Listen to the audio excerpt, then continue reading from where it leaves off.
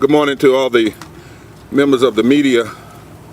First, let me say that we had a conversation with the Speaker of the House, Nancy Pelosi, about the moral implications of this moment. The Poor People's Campaign, a national call for moral revival, has 47 coordinating committees in the country, over 300 partners, and over 2,000 clergy and moral leaders from every race, creed, color across this nation. I want to first say who was in the meeting, physically and virtually, and so thankful to the Speaker for her willingness to listen to a perspective that lays this out from both a voting rights perspective and an economic perspective. We had the Reverend Dr. Liz Theo Harris, the co-chair, Danita Jones, a poor low-wage worker from Texas, Pamela Garrison, poor low-wage worker from West Virginia. In fact, we're headed to West Virginia today for a moral motorcade on Manchin, led by black and white and brown people from West Virginia, on the 100th anniversary of the Blair Mountain struggle when black and white miners stood together 100 years ago. Attorney Caitlin Swain, one of the leading voting rights lawyers in this country with Forward Justice. Barbara Irwine, the president and founder of Transformative Justice Coalition. The Reverend Casimir Brown, director of religious affairs for the Poor People's Campaign and Repairs of the Breach. Reverend Mark Thompson with Make It Plain. Our dear sister Latasha Brown, co-founder of Black Voters Matter. Reverend Della McKinnon with the Poor People's Campaign. Shalagupta Barnes, Ross Pellis, Dr. Jim Winkler, President and General Secretary of the National Council of Churches that represents over 38 denominations. The Reverend Terry Hoard-Owens, head of the Christian Church Disciples of Christ. Dr. Alvin Jackson, Dr. Adam Barnes, Rabbi Jonah Pessner with the Religious Action Center, Rabbi Abby with the Unitarians, Vanessa Nosey with the Apache Nation, Bishop Buddy with the Episcopal Church, Cliff Albright, Bishop Seth Latte with the AME Zion Church, Dr. Thatcher Datcher from the National Baptist Convention, Dr. Gina Stewart from the Progressive Baptist Convention, and Sarah Courtney from the League of Women Voters, and Virginia K. Solomon. Why do I list these names and take the time to do that? Because we came here today to talk about the intersection of economic justice and voting rights and economic justice, and that you can't separate the two. We came here clear that in our Constitution it's never separated. It calls us to establish justice and to promote the general welfare. Those two pillars must always be held together. In the Bible it says in Isaiah 10, woe unto those who legislate evil and rob the poor of their rights and make women and children their prey. There are 140 million poor and low-wealth people in this country, 32 million who make less than $15 an hour, 65 million eligible to vote, and 56 million people, not even poor and low-wealth, who utilize the various voter access that was in place in 2020 that state legislatures are now trying to undo under GOP leadership. What we're seeing in these leaderships, these states, are a form of political policy insurrection because they lost the physical violent insurrection on January the 6th. So we have come to say, and we said to the Speaker, that we must hold the line, that what doth it profit America if you gain infrastructure and an economic bill, but you lose the infrastructure of the democracy, which is voting rights, which must be the Voting Rights Act restoration and the For the People's Act. What doth it profit America if you build roads and bridges and you build infrastructure and technology, but people lose the infrastructure of their daily lives, which is living wages? So we came from a moral perspective, black and white and brown and native, to say we are for infrastructure. We are for the Build Back Better plan. Yeah, we've even pushed more. We're all for that.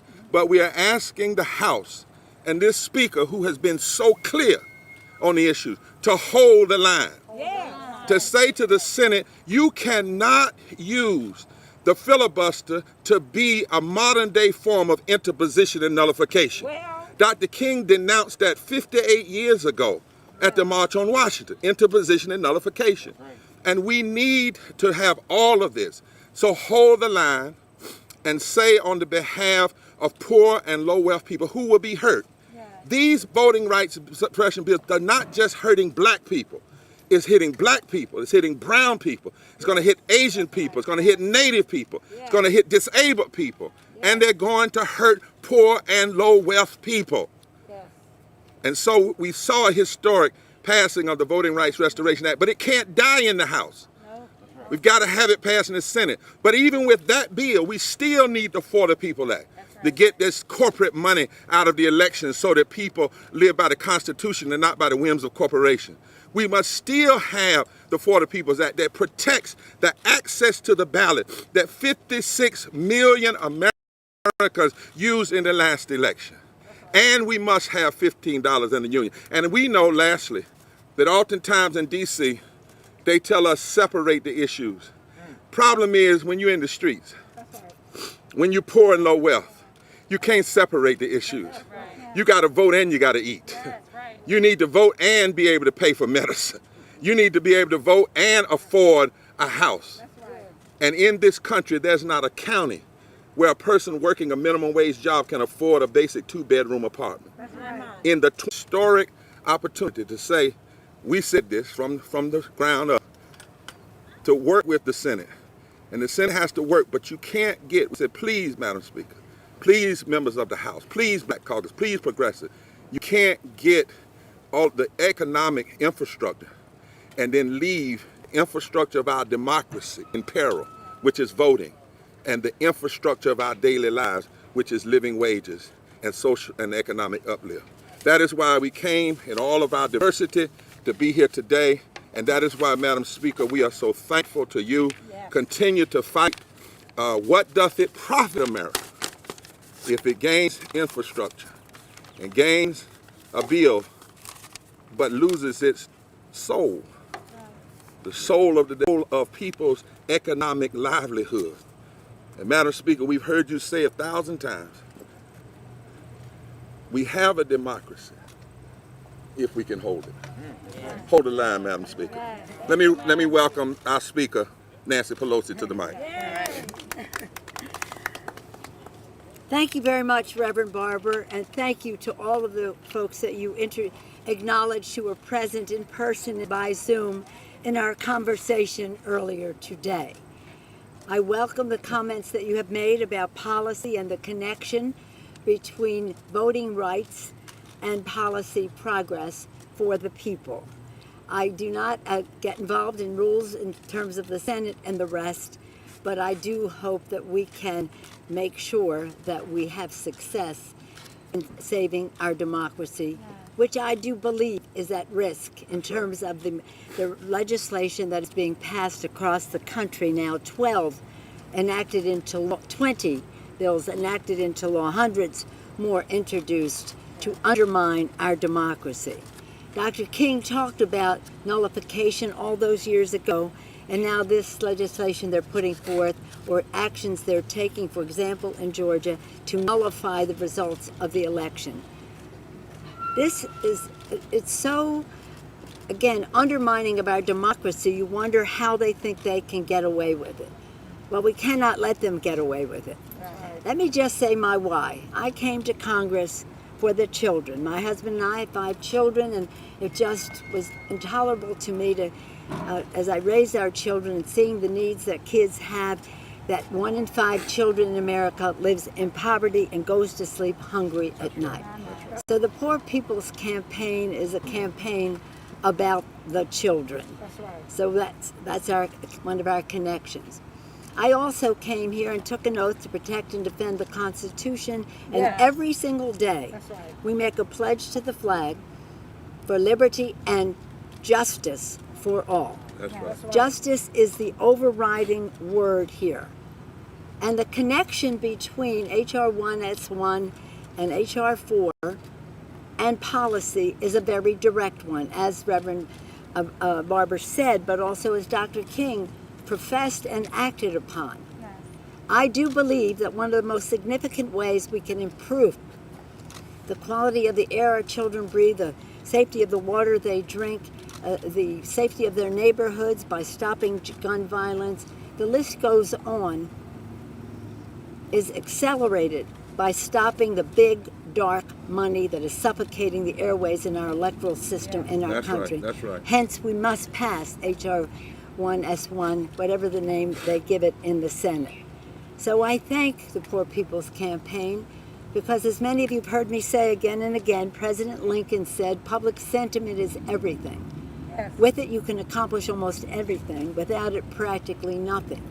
But for the sentiment to prevail, people have to know. That's right. And so I thank the campaign for making sure people know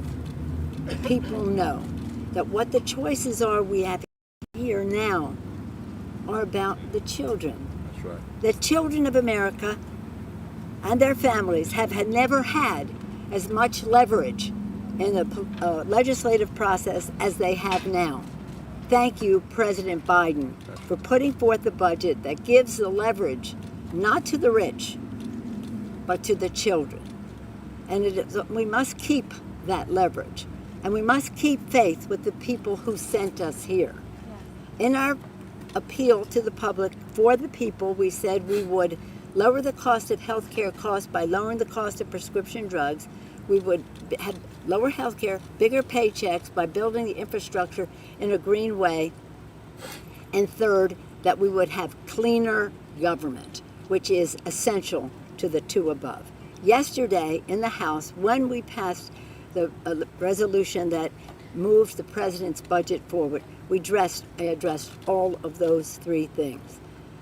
Lower costs, lower taxes, bigger paychecks, building the infrastructure in a green way to make it safer for the children. And again, when we passed later in the day the John R. Lewis Voting Rights Advancement Act, we honored our own oath of office. So we proudly stand before the Capitol of the United States, committed to our oath of office to protect and defend the Constitution and the people of the United States, respectful of our pledge that we make each day of liberty and justice for all.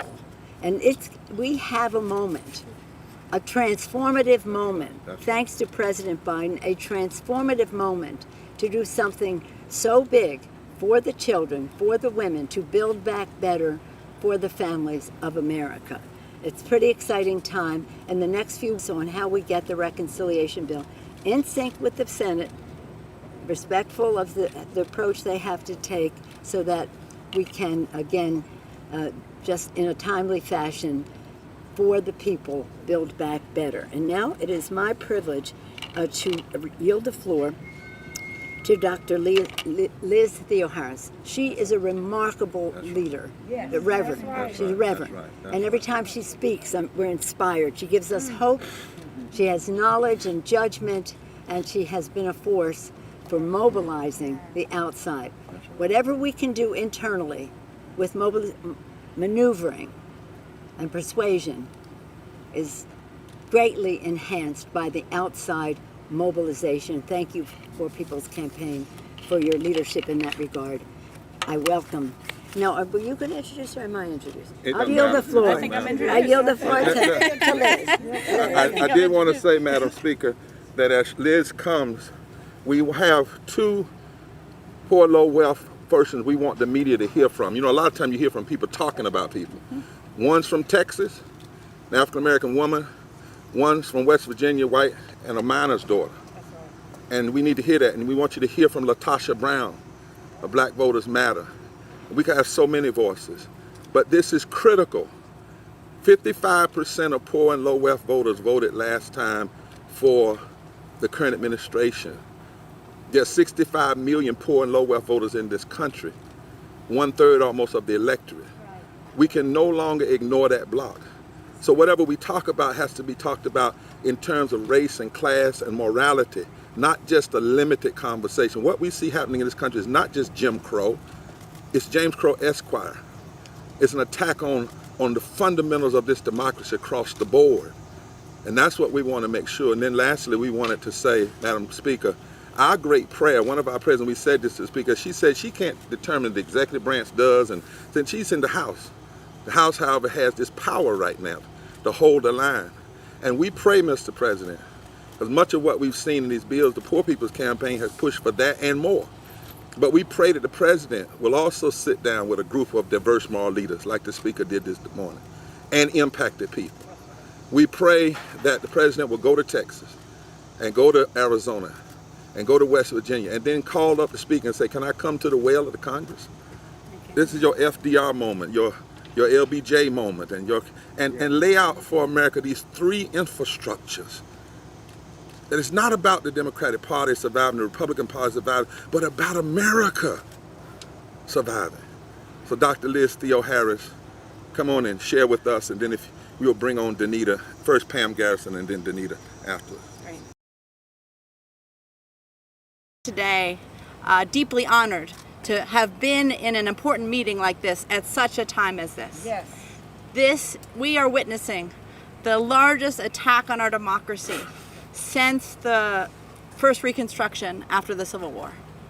And what we know is that that attack on our democracy impacts the 140 million people who are poor, or one healthcare crisis, one job loss, one emergency away from economic ruin, by far the most. That's right. We see that when racist voter suppression laws are allowed to exist in states across the country, that the people that get smuggled into office because of those laws, and no, I do not say elected because it is voter suppression that allows them to be there, that those politicians then pass policies That's right. that are, as Isaiah 10 says, legislating evil. They impact women.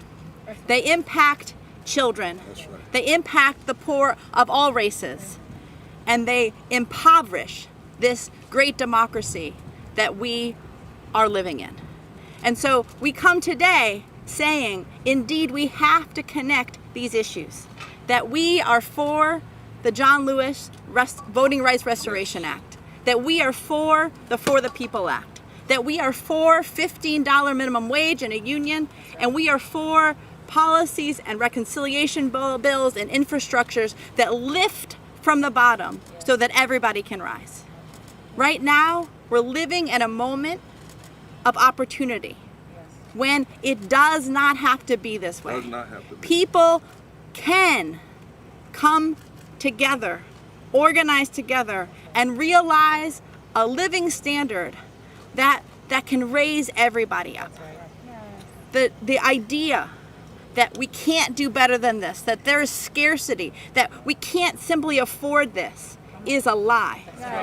And it's a lie that hurts the 51% of kids in the richest nation in human history who go to bed at night hungry. That is wrong. And we look forward to continuing to work with any administration that is willing to build from the bottom, ensure our voting rights, and make sure that we realize economic justice right here, right now, for absolutely everyone. It is indeed my great honor now to bring up Pamela Garrison, because we will be in West Virginia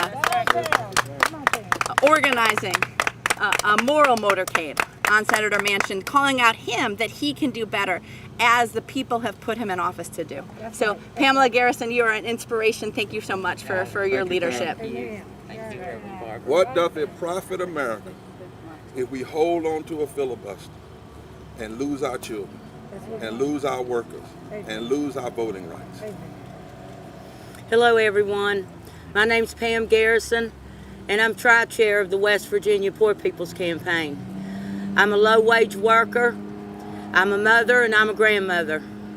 And that's the reason I'm here fighting today. I don't want to leave my grandkids and my kids a democracy in name only. And the only time I hear the word filibuster is if it's against me or against the American people. I don't hear the word filibuster to take up for corporations and stuff. It's to block what happens to me. I want a $15 minimum wage. I have worked my whole life. I'm not lazy, but I am poor. because of the policies that has been enacted. No one will listen to us. We're telling them we can't pay rent. We can't buy a car. I'll come from West Virginia. Tomorrow we're starting to celebrate the Blair Mountain, the miners at Blair Mountain. Well, I feel like I'm carrying on the same traditions and I'm standing on the shoulders of my ancestors, because what we're getting paid now is the same as script. We can't afford a home. We can't afford a car. We can't afford. I know of people that is plugging tires and bumming tires for 2 weeks until they get a payday. That's how we're living. We don't. These so-called filibusters. I've been in West Virginia working against voter suppression laws. There's 710,000 low and poor wage workers in West Virginia. We are 95% white. I have been fighting 15, 20 voter suppression laws. This is not about race. This is a strategy to control us and to keep us poor and beat down.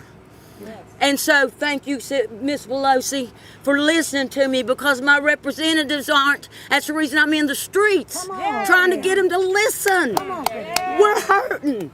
We're scared. We're scared. We seen 9/11. We seen January the 6th, and I'm scared to death of the political insurrection I'm seeing in the states and in my halls of Congress. You know, we got to have federal help. This by the states ain't cutting it, people. They're just getting worse. We need federal help. That's right. So thank you. People, join us tomorrow for our moral march on Mansion. Join us. Okay. Thank you. Thank you. Thank you. Thank you. Danita Jones. Yes, yes.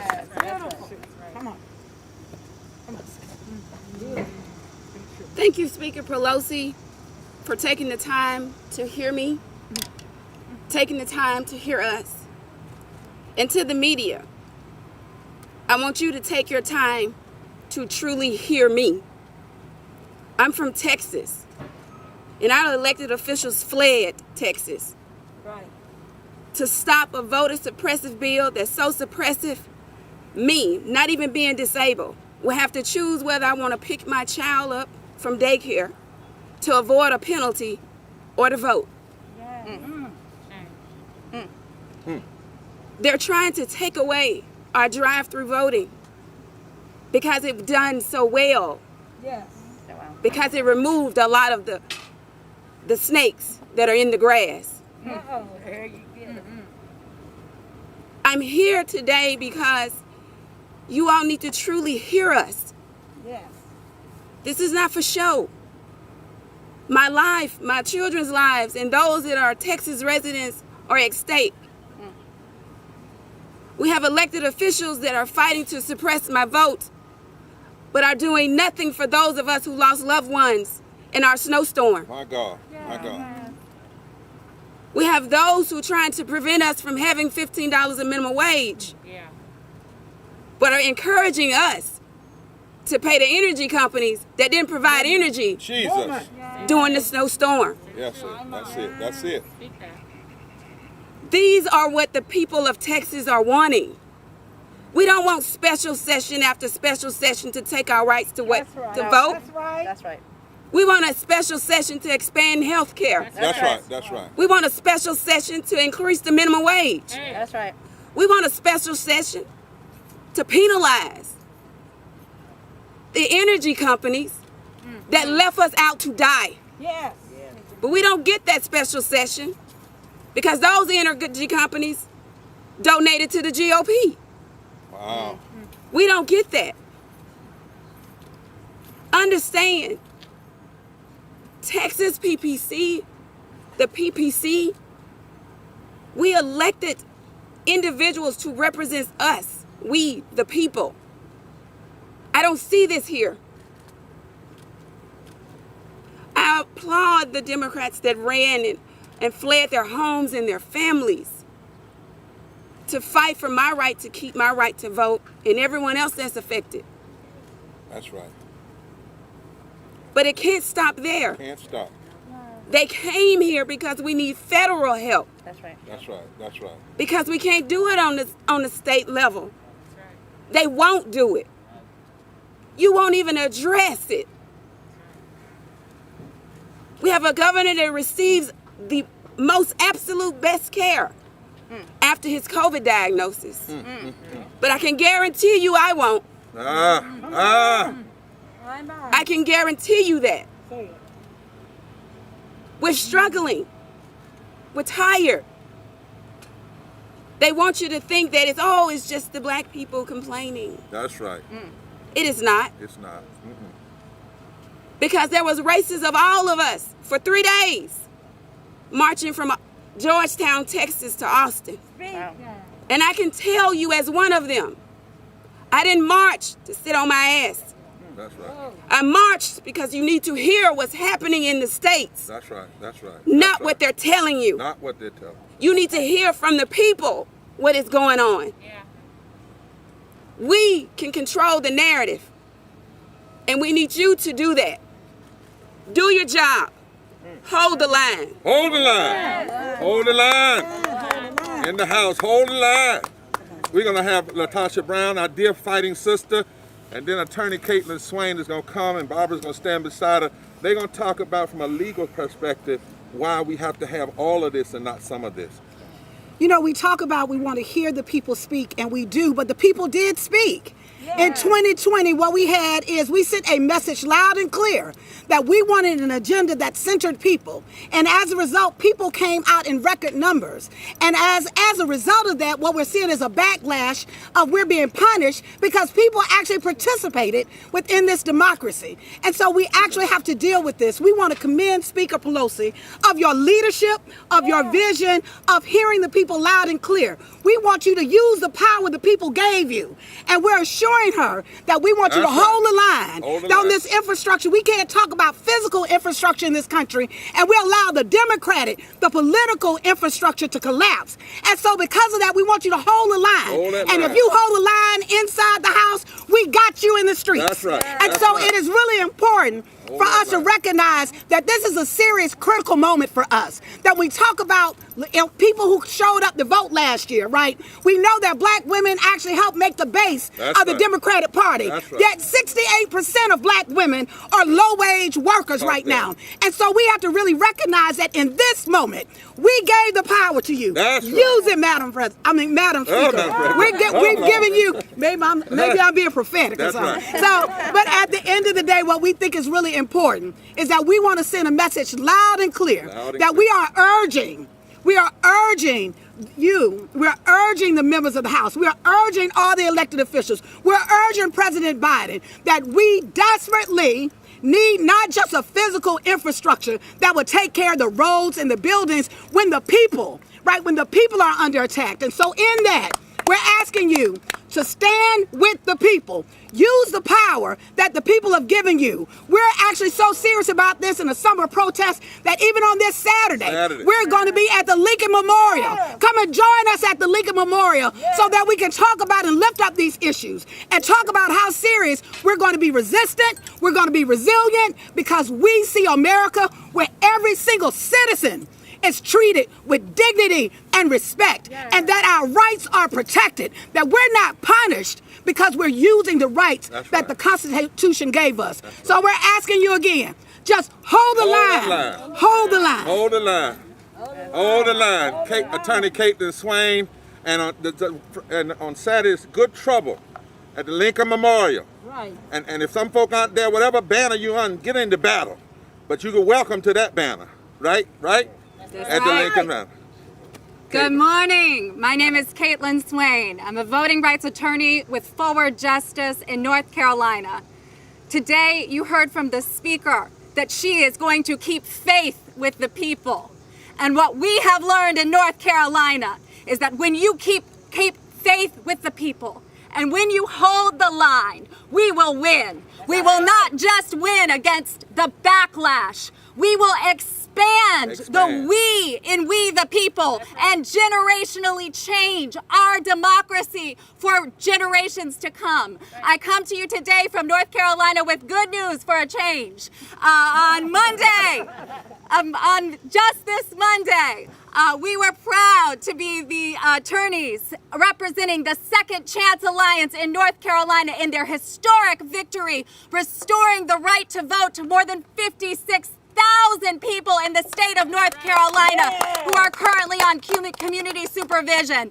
That is a change that we know will change the South. It will change North Carolina, which will change the South, which will change the nation. But we need federal standards. We know that we can't do it state by state. We've been fighting each state. We've been filing litigation in every state that we can. But we cannot fight against what is coming at us without federal intervention. Last night, the John Lewis Voting Rights Advancement Act, Restoration Act, was passed in this House, and it was a beautiful celebration. But we cannot get complacent. We know that it is only real once it is fully passed and becomes a law. And we know that it is not enough to only have the John Lewis Voting Rights Advancement Act. We need the For the People Act, and we need every provision of it in its original form. We need the democracy restoration provisions. We need every component of the same-day registration, automatic voter registration.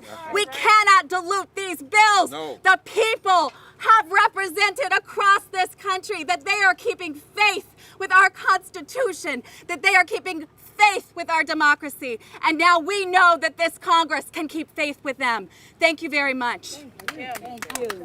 Members of the media, you've heard it clear from all of these moral leaders, the Poor People's Campaign, from Black Voters Matter, Transforming, all of these.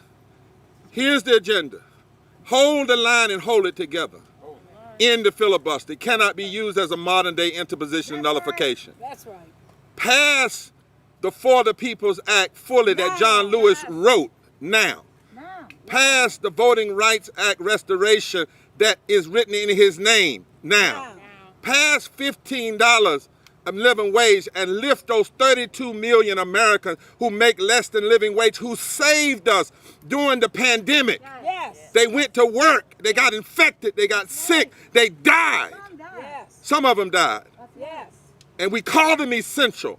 Treat them like it. That's right. And raise that living wage. Raise it. And then pass infrastructure that reaches to poor and low wealth community. Pass the Build Back Better plan.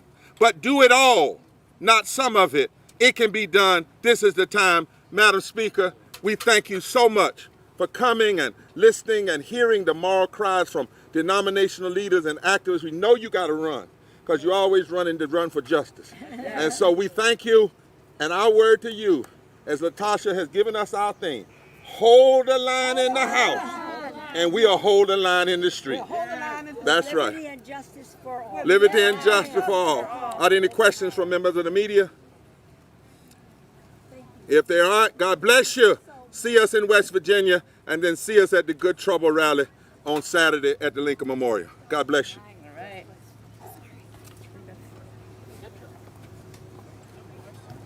Pam, Madam Speaker, get a picture with Pam and Denise. Yeah.